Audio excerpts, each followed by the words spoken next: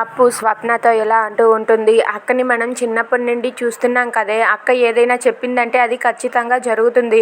తను ఏది తనకి తెలియకుండానే మనల్ని నమ్మించాలని ప్రయత్నించదు.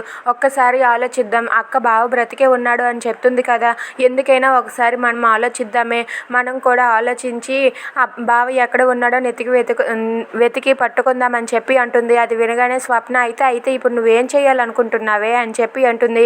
నేను మా పైన ఆఫీసర్లతో మాట్లాడతాను, మేమందరం కూడా ఎంక్వైరీ చేస్తాము, ఆ ఎంక్వైరీలో తేలితే తేలింది లేకపోతే లేదు అని చెప్పి అంటుంది. అది వినగానే అక్కడ ఉన్న స్వప్న అలా చూస్తూ ఉంటుంది. ఇంతలో కావ్య ఇలా అంటూ ఉంటుంది, ఇప్పుడు అప్పు వాళ్ళ పై ఆఫీసర్లతో కలిసి నెతికే లోపే నేను మీ బావగారిని నెతికి తీసుకువస్తాను, చూస్తూ ఉండండి అని చెప్పి కావ్య అంటుంది. అది వినగానే అక్కడ ఉన్న అప్పు స్వప్న వాళ్ళిద్దరూ కూడా అలా చూస్తూ ఉండిపోతారు.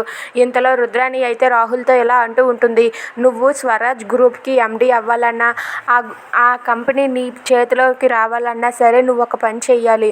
ముందు ఆ కావ్య అడ్డు తొలగించుకోవాలి, అలా అయితేనే నువ్వు ఆ గ్రూప్కి చైర్మన్ అవ్వగలవు అని చెప్పి అంటూ ఉంటుంది. అది వినగానే అక్కడ ఉన్న రాహుల్ అయితే ఇలా అంటూ ఉంటాడు, అయితే నువ్వు ఇప్పుడు ఏం మాట్లాడుతున్నావు మమ్మీ, ఏం చేయమంటావు అని చెప్పి అంటూ ఉంటాడు. కావ్య అడ్డు తొలగించుకోవాలని చెప్పాను కదా అని చెప్పి అంటూ ఉంటుంది. అంటే కావ్యని చంపేయమంటావా అని చెప్పి అడుగుతూ ఉంటాడు. ఎస్, ఇప్పుడు లైన్లోకి వచ్చావు, ఆ కావ్య అడ్డు తొలగించావు అనుకో, ఇప్పుడు నువ్వే ఆ కంపెనీని నీ చేతిలో పెట్టుకొని నీ గుప్పెట్లో పెట్టుకొని నడిపించగలవు అని చెప్పి అంటుంది. అది విని రాహుల్ అయితే ఒక్కసారిగా షాక్ అయిపోతాడు. If you like this video please like, share and subscribe.